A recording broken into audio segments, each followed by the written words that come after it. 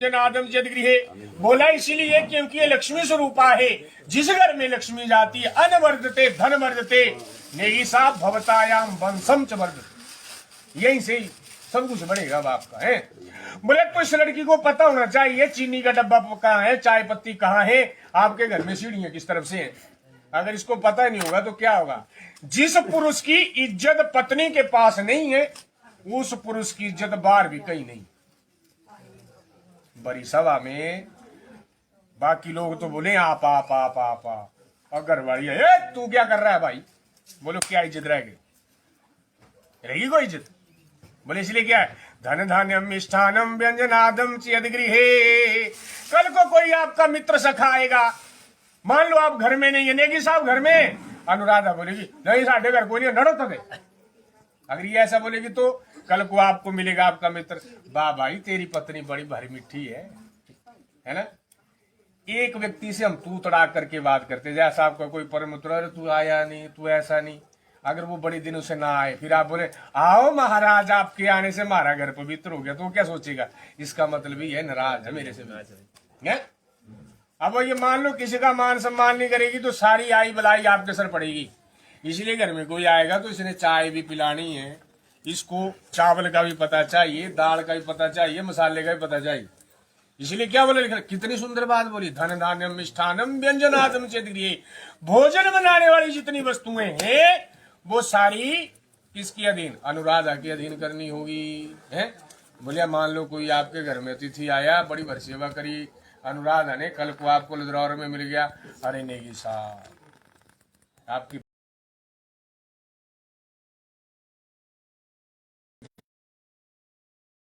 पत्नी तो लक्ष्मी स्वरूप आज जाए थे, आपकी पत्नी लक्ष्मी है। बड़ा भारी मान सम्मान किया उन्होंने हमारा। इसलिए इसने बोला कि लड़की को पता नहीं होता है घर में कौन सी वस्तु कहाँ है, इसीलिए उसके अधीन करनी चाहिए। बोलो मंजूर है पहली शर्त, पढ़ो भाई दूसरी शर्त। दूसरी शर्त में बोला गृहे कर्माणि सर्वाणि मया कार्याणि सर्वदा। हे विष्णु स्वरूप भर, मैं आपके घर का सारा काम किया करूंगी। और एक बात मैं तुझे भी बता दूं अनु, जिंदगी में याद रखना मेरी बात है। अगर ये बात याद रखेगी तो कभी भी गृहस्थ जीवन में फेल नहीं होगी। थाना जाएगी ना कल तू, तेरी परीक्षा नहीं है वहां पे। किसकी परीक्षा है, तेरी मम्मी की परीक्षा है। क्या सिखाया अनु को, पढ़ना लिखना वो तेरा अपना जिम्मा है। घर के काम में पक्का होना चाहिए, तेरे घर से कोई भूखा नहीं जाना चाहिए, आपके घर से कोई प्यासा नहीं जाना चाहिए। ऐसा हो दोपहर पड़ी हो, खूब सारी गर्मी हो, दिन के बजे हो 12, कोई अतिथि आ जावे और अनुरानी विश्राम फरमा रही है चारपाई के ऊपर, नेगी साहब ने बोला अनुराधा खड़ी हो जाए चाय बना, मेरे दिन मर्जी बनाओ जाके, ऐसा नहीं होगा। दूसरी बात, संत कहते हैं कि स्त्री के चेहरे के ऊपर हमेशा प्रसन्नता चाहिए। ऐसा नहीं होगी जैसे ऐसे तवे जैसा मुंह बनाया है, बाहर से कमा करके आया आदमी और महाराज घर में आप प्रसन्न ना रहे तो सारा किया कराया जीरो। गृहे कर्माणि मया कार्याणि सर्वदा दासीव बंधुलम। हे लक्ष्मी स्वरूप कन्या, आप बोल रही हैं विष्णु से, हे विष्णु स्वरूप वर, मैं आपके घर का सारा काम किया करूंगी, दासी की भांति रहूंगी, दासी की भांति रहूंगी। और क्या महाराज जी, एक बात मेरी आपने याद रखना होता है बाबूजी, जब एक बच्ची 20-25 वर्ष माँ बाप के पास रह करके जाती है तो हो जाता है कई बार मन भी भर जाता है ना, मन भरता है। और जब मन भरता है तो फिर गला भी रुक जाता है, गला रुकता है तो फिर आंखों में आंसू भी आते हैं।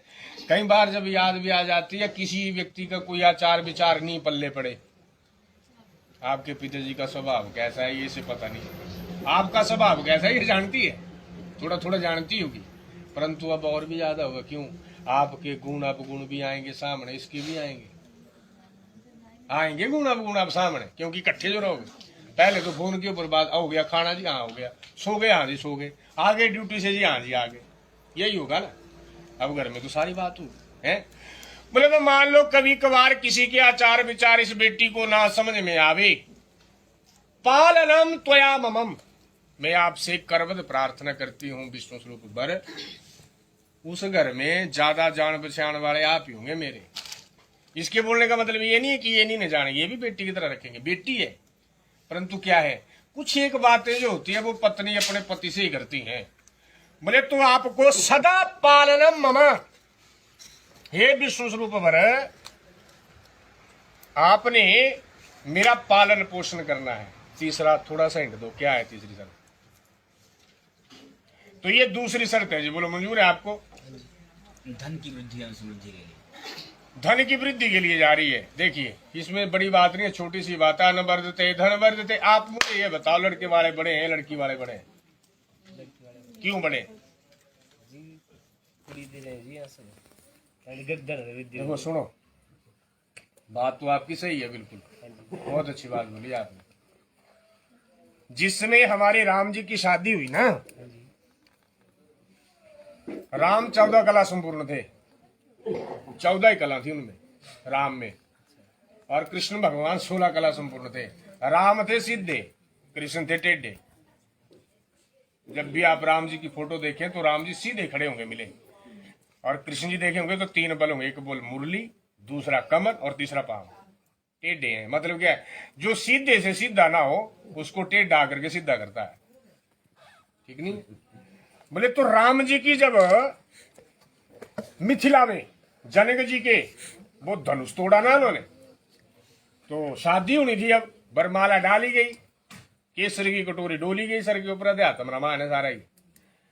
बोले तो वशिष्ठ जी ने, विश्वामित्र जी ने तुरंत ही वशिष्ठ जी को आज्ञा भेजी कि राम जी की शादी होने वाली है, आप ऐसा करो दशरथ को और 2 कुमार और हैं, शत्रुघ्न और भरत, को भी ले आओ। बोले 4 बेटे आएंगे, 4 बहू जाएंगे, लेके आओ झट से भी। बोले तो चले आए, सारे मुख्य द्वार के ऊपर खड़े हो गए। अब एक तरफ जैसे हमारा मिलन हुआ ना अभी थोड़ी देर पहले, एक तरफ लड़के वाले खड़े थे, एक बार लड़की वाले खड़े थे, तो जनक जी ने ऐसे हाथ जोड़े, ऐसे हाथ जोड़े, आंखों से अश्रु भी आ रहे, क्योंकि पिता कभी भी अपना गम किसी को दिखाता नहीं है, पुरुष, और स्त्री जो है वो रो करके मन हल्का कर ली है।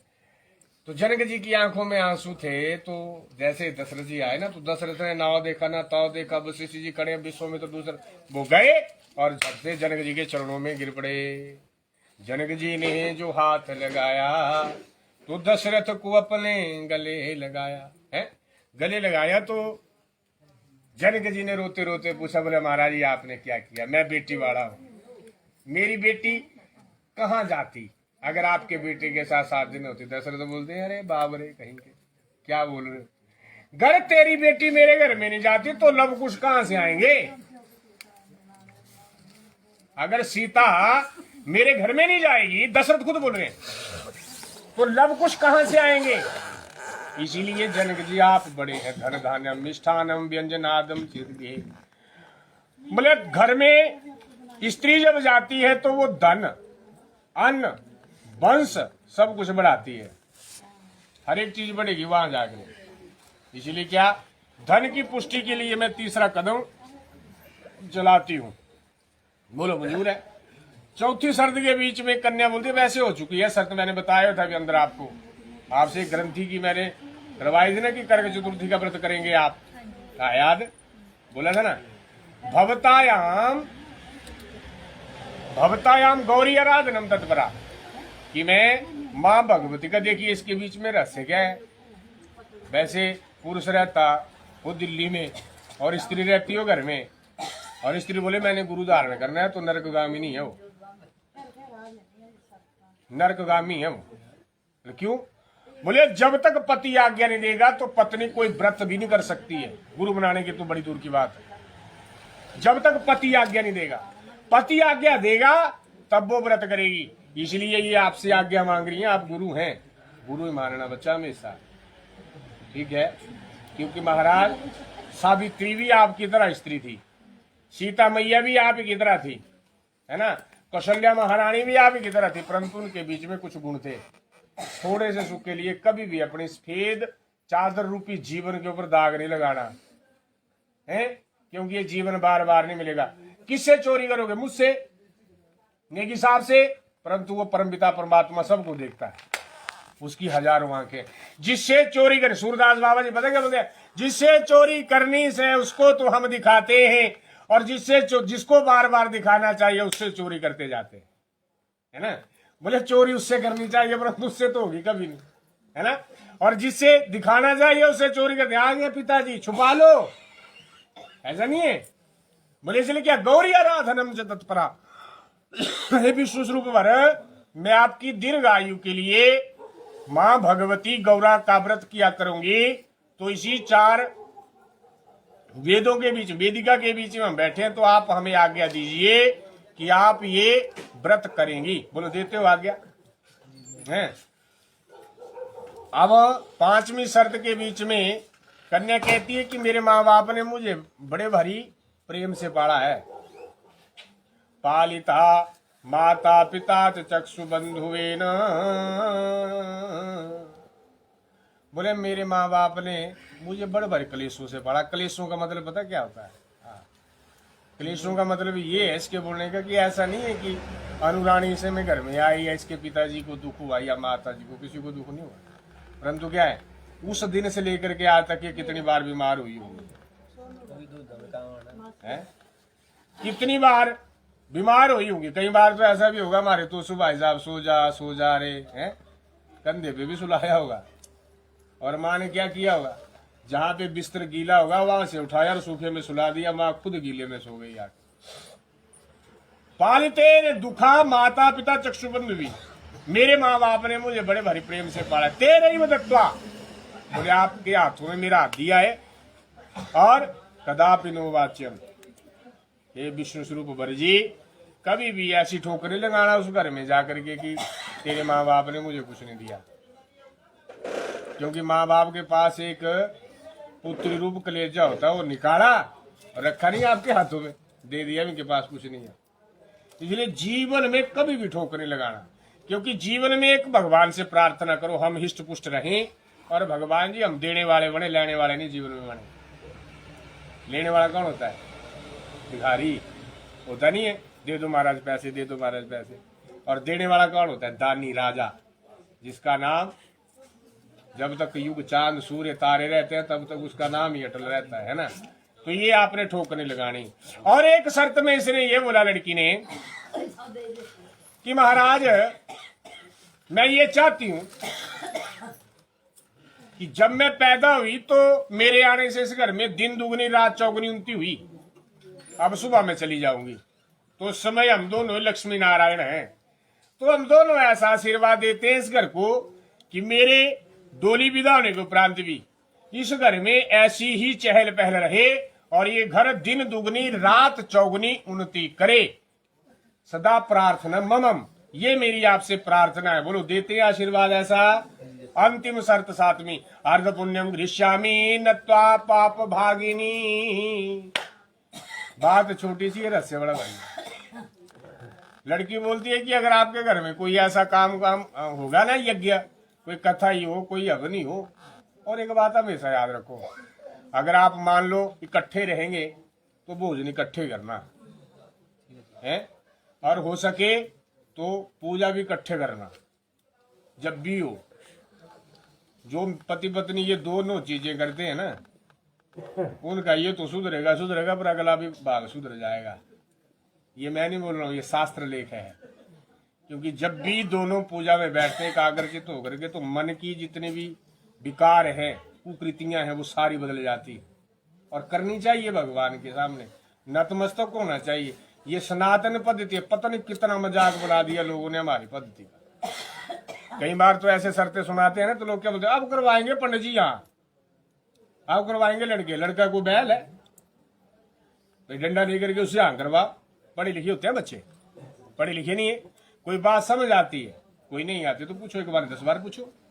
और आप मुझे बताओ, क्या आपकी पढ़ाई में ये बातें थी? जो भी आपने पढ़ा, आपने बीटेक की, इंजीनियर करी, लड़की ने जो भी ट्रेनिंग करी, उसके बीच में थी ये पढ़ाई? या कोई बात गलत निकली हो तो आप बोलो। आपके ये 7 खाने नहीं है, 7 वचन नहीं है, 7 जन्मों का साथ है। अगर एक एक बात को नोट किया जावे और समझा जावे ना, बोले तुम्हारा जीवन सुंदर बन जाएगा। और सनातन पद्धति की तो लोगों ने धज्जियां उड़ाना शुरू कर दी, और उसके बीच में और कोई दोषी नहीं, हम सब दोषी हैं। सबसे पहले दोषी हैं हम। कोई पता नहीं है किसी को, नहीं कहाँ जा रहे हैं, कहाँ जाना है ना, कोई पता नहीं है। हम अपने बच्चों को अंग्रेज बनाना चाहते हैं, अंग्रेज बनाना चाहते हैं। अगर अमेरिका की सभ्यता देखनी हो तो संत कहते हैं महाराज, जब बेटे की शादी कर दी जाती है ना, तो फिर महाराज माँ बाप को ओल्ड होम भेजा जाता है। ओल्ड होम मतलब वृद्धाश्रम। और हमारी पद्धति नहीं है ऐसी।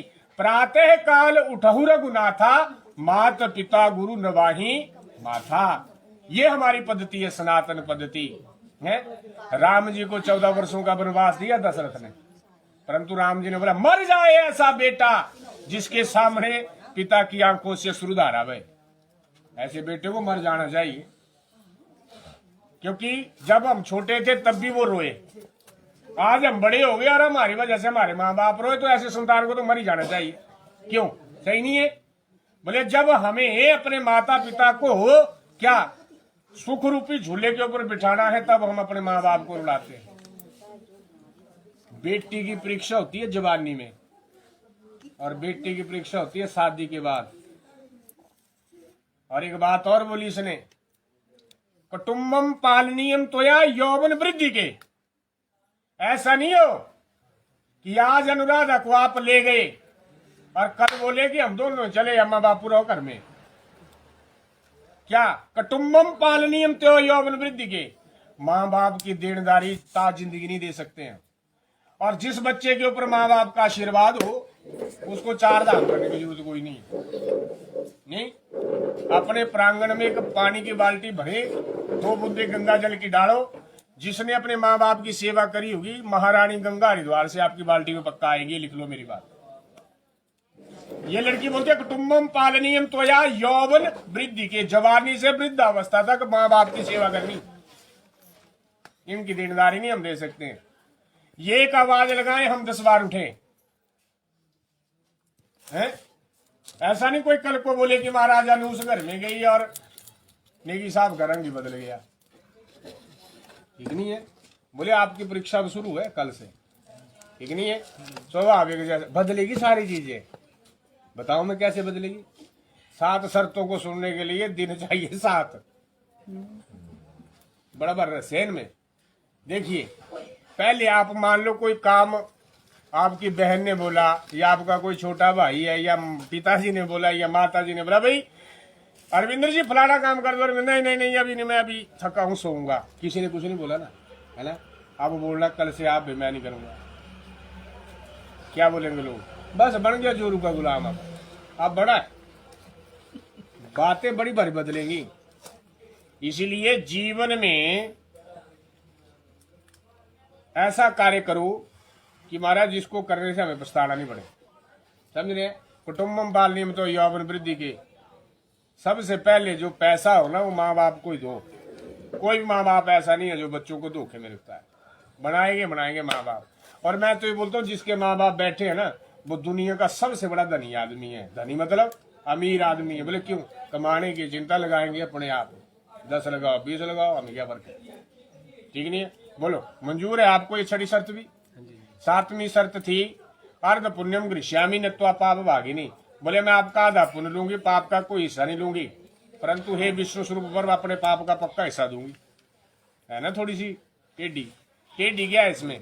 जैसे ये अग्नि जल रही है, अब इन लकड़ियों में हो सकता है जीव होते हैं ना, मर जाएंगे, कौन बेली वारस होगा? बोले वो पापा दादा। भोजन बनाते समय कोई जीव मर जाए, वो पापा दादा।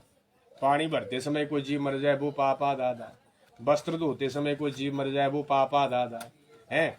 या पहले झाड़ू लगाते, चक्का वो आटा चक्कियों में पीसते थे ना, अब तो वो रही नहीं, सुविधाएं ज्यादा हो गई हैं। बोले ये 5 प्रकार के पाप हैं। अगर अनुरानी करेगी तो आधा आधा करना पड़ेगा दोनों को, परंतु इसका भी आपको एक नियम बताया। बोले जब प्रातःकाल स्त्री उठती है ना और अपने रसोई घर में जाती है नहा करके, तो बोले उसको सबसे पहले अग्नि जलाने के उपरांत 5 आहुतियां मिष्ठान की देनी चाहिए, घी शक्कर की। प्राणाय अपानाय व्यानाय उदानाय समानाय स्वाहा। बोले 5 प्रकार के पाप से मुक्ति मिल जाती है। अन्यथा अगर आप घर से बाहर कोई पाप करोगे तो कोई किसी का बिल्ली वारस नहीं है, अपनी अपनी करनी और अपनी अपनी भरनी। यत कृता नाम पुण्यम पुण्यम वापनोति, यत कृता नाम पापम पापम च वापनोति।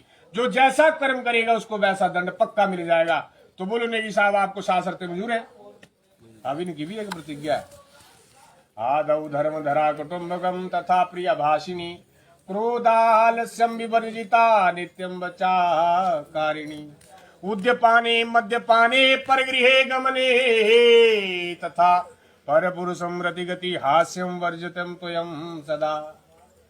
ये बोल रहे है ना, ये बोल रहे आदौ धर्म धरा कुटुम्बकम। बोले 1 दिन नहीं, 2 दिन नहीं, जब तक इस शरीर में प्राण है तब तक आपका पालन पोषण करूंगा। परंतु क्या मेरे घर में मीठा बोलना, वाणी ऐसी बोलिए जो सबके मन भाय, प्रेम बढ़े परिवार में कलह निकट नहीं आए। वैसे भी स्त्रियों की वाणी मीठी होनी चाहिए। दूसरा, क्रोध नहीं करना, जड़ाई जने थी, आलस नहीं करना, छड्डी जाना, झूठ नहीं बोलना, ये खुराकी ठीक नहीं है। मैं भी बोलता हूं झूठ, परंतु वो झूठ जो किसी के प्राणों की रक्षा करे वो झूठ नहीं है। हास्य विनोद में बोला गया झूठ झूठ नहीं होता है। मान लो कोई घर में नुकसान हो जाए, लेकिन साहब पूछते हैं हो गया, नहीं मैंने नहीं, मुझे क्या पता है, मेरे से हुआ जी। अगर हुआ होगा तो सीधा बोलो जी हुआ है, अगर नहीं हुआ है तो मना करो। और उद्यपाने मद्यपाने सबसे बड़ी बात, जहां पे शराब भी आदमी बैठे हो ना वहां पे आपका कोई काम नहीं है, चाहे इनके मित्र ही है, मना करो सीधा। शास्त्र लिखा चाणक्य नीति बोलती है, मैं नहीं बोल रहा। पर गृह गमने तथा, या जब मर्जी करी नीचले वाले घर में, जब मर्जी करी परले वाले घर में, है ना, जब मर्जी करी ऊपर चले गए, वैसा नहीं होगा। पर गृह गमने तथा, बिना मतलब से किसी के घर में जाना नहीं। पर पुरुषम रतिगति, यहाँ पे चाचा ताए जो भी हमारे परिवार के भाई थे सबसे हंसकर बात होती थी, बिना मतलब से हंसी मजाक नहीं होगा उस घर में जाकर। स्त्री का स्वभाव गंभीर ही चाहिए, है ना। इत्यमेव गुणालंकारम, ये सारे गुण अलंकार संस्कार लेकर के चलती हो तो ता जिंदगी अनुराधा जी क्या करोगे? पालन। बोलो मैं पालन करूंगा। बोलो मंजूर है दोनों को? पक्का मंजूर है? बोले सत्य सनातन धर्म की उत्तिष्ठम च, खड़े हो जाओ। वाम पक्षेश जाओ जाओ।